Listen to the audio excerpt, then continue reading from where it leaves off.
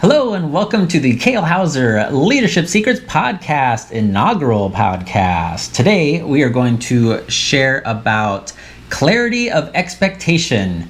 You can't change the rules halfway through the game.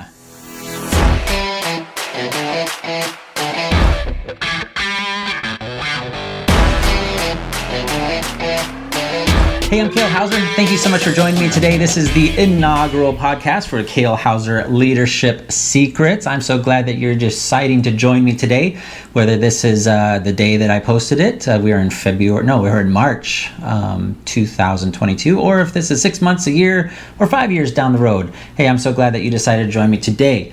The whole intent of this podcast is I want to be able to impart some pretty critical leadership principles upon you to help you in your journey as you discover what makes a great leader, what makes a mediocre leader, and what makes a pretty horrible leader. I will be honest that a lot of the lessons that I have learned across the years have come from the extreme latter of those three examples. So I want to be upfront and honest with that, but we're going to dissect some of those experiences and really figure out what our takeaways are to be able to learn and become the best way, the most confident leader that we can be in order to connect and inspire our teams. So let's get started. Clarity of expectation. This is really a hot topic right now, especially in me, because I find whenever I run into a difference of what I think is going to happen versus what is actually happening, whether it be in my family, with my wife, or in our business, or somebody else that I'm transacting with exterior to us, it always comes down to that disconnect of I thought something was going to happen and then something entirely else different happened, right? So having expectations is important, right? You should be well understood and versed in why it is important to have expectations. And to be honest, we'll cover that in detail in a later podcast as far as what's the best way to implement expectations, how to measure expectations, how to enforce expectations, and all those things of that nature. But we're going to kind of ignore those details right now and just go under the assumption that everyone understands that expectations are very important. So what that comes down to is we've all been in a situation where all of a sudden and unexpectedly, we're trucking along, we're doing our thing, we've got a goal maybe happening, or we've got a task in front of us, and then some external force comes in and says, basically stop what you're doing, what you thought you were doing is totally incorrect, or is in the wrong direction, on the wrong track, and we need you to do this instead, or that's no longer a valid requirement, or you should have been doing this the entire time. And at best, it causes upheaval, right? That's the best case scenario. You're like, oh man, I just wasted all that time, or I didn't know I had to do that, things of that nature. And at worst, you actually get legitimately pissed off. And we don't want that. We want to avoid that at all costs, because pissed off, whether you be an employee or just yourself, you're non-productive at that point. You no longer care about whatever it was you were doing. The anger takes over, as you will. You go into potentially Hulk mode, depending on what type of personality you are, and then productivity just stops. And like I said, this has been one of my biggest sticking points. I firmly believe in setting clear expectations, right? It helps clarify the air tremendously when everyone whether it's a specific task or a long-term goal, everyone is on the same page with that. And we want to keep that clarity of expectation in the forefront of everyone's mind, so there's that trust built as far as what they want to do with that. And me, when that happens to me, I'm generally the type of person that when that happens, I want to dig my heels in and going, whoa, wait, that's not what you told me, or that's not my understanding of what is going on here. So I want to dig my heels in, especially if it's something that was well within that person's control to set those expectations and not miss it, right? When it's something outside, whether it be an external influence completely changes the game, right? Or you say you're working on this certain account for your customer and that customer just goes away, right? That's something that you can't control. But if it's coming down through your organizational pipeline and through your leadership or from your leadership or for somebody you're doing business with, and they just didn't communicate that with you up front, that's an entirely different story. And that's what I'm leaning towards here with regards to this podcast, right? Clarity of expectation and not changing the rules of the game halfway through, whether it be arbitrarily or just because you didn't set it up properly at the beginning of the game. And not skipping over those steps. So what generally this comes with is people that aren't familiar with the process, or on the other end, they're too familiar with the process and they make assumptions that other people know the process. So in their choice of explaining it, they really don't do a good enough job or a thorough enough job to explain the steps, to explain the processes. So people, they create their own assumptions and fill in the blanks when those blanks aren't given to them. All right. So the reason for this podcast right now is because this just recently happened to us, actually just last night.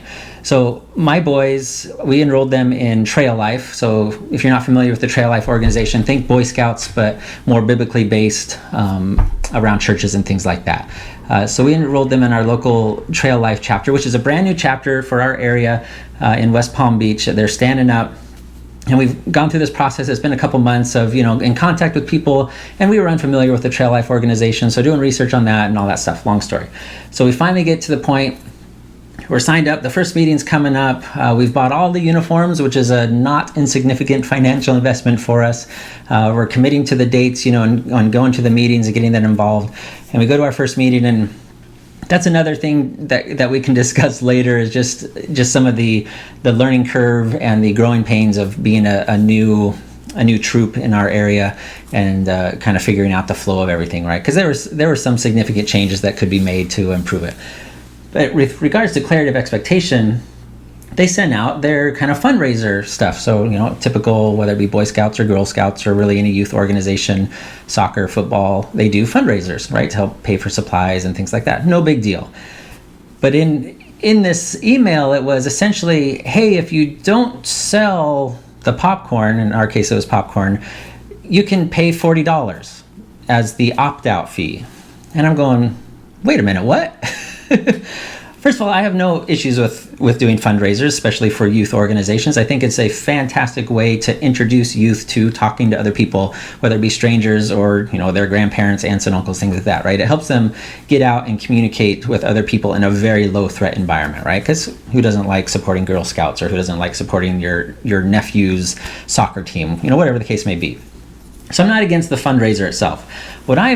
What threw me for a loop, and which caused me to kind of pump the brakes, was, hey, if you don't want to do it, you're going to pay us $40 anyway. And I'm going, so I signed, the essentially commitment letters and things like that, and standards of behavior when we joined Trail Life. And nowhere do I recall there being hey, we have mandatory fundraisers however many times a year, but if you don't want to do them, you pay us X amount of dollars. So I emailed the leader, and I'm like, well, what is going on with this?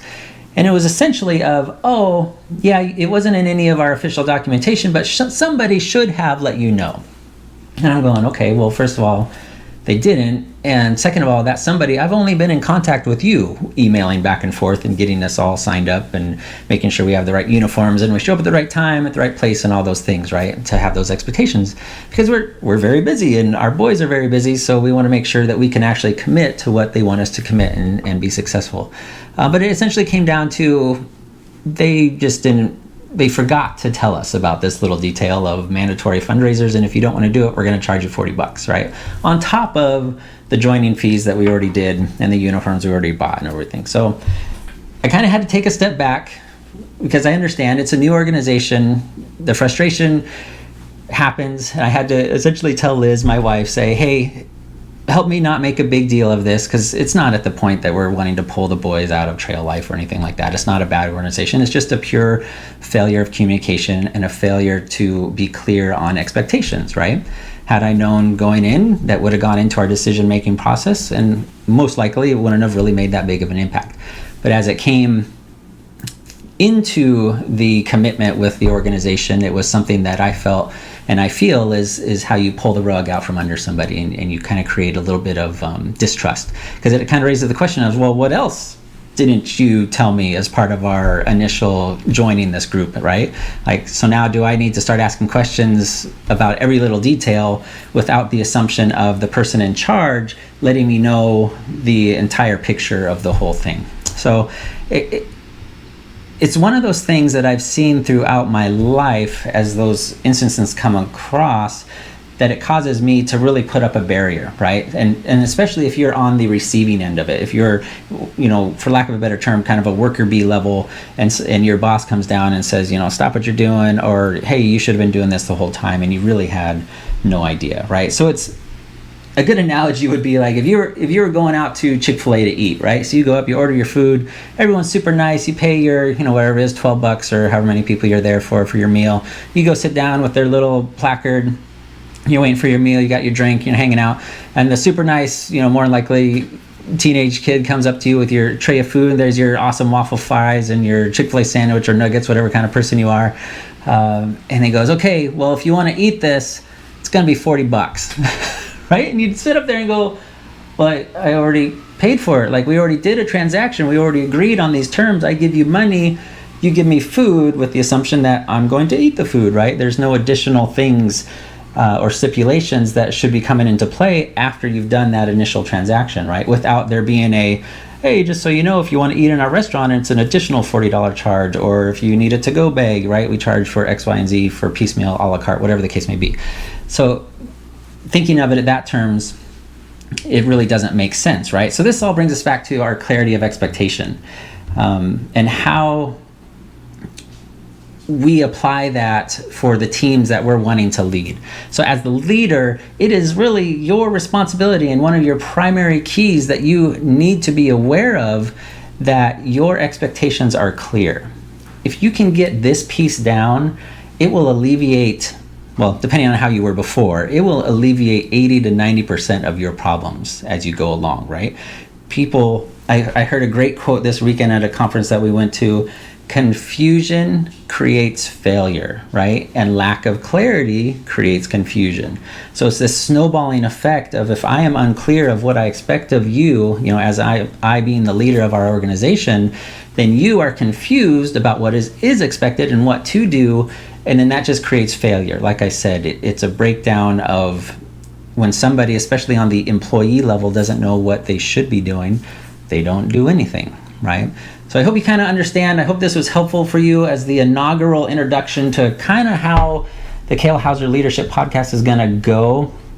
We're going to talk about little snippets of things like this: principles of leadership, behavioral leadership, hard lessons learned that I've gone through in my life about different leadership styles. We're going to throw in some personal stories, things that I'm going through on the real time. And of course, if something happens to me that just kind of, for lack of a better term, grinds my gears, then we'll bring it to you and we can discuss it. I appreciate you guys showing up for me today. This is super exciting for me to get to bring this to you guys.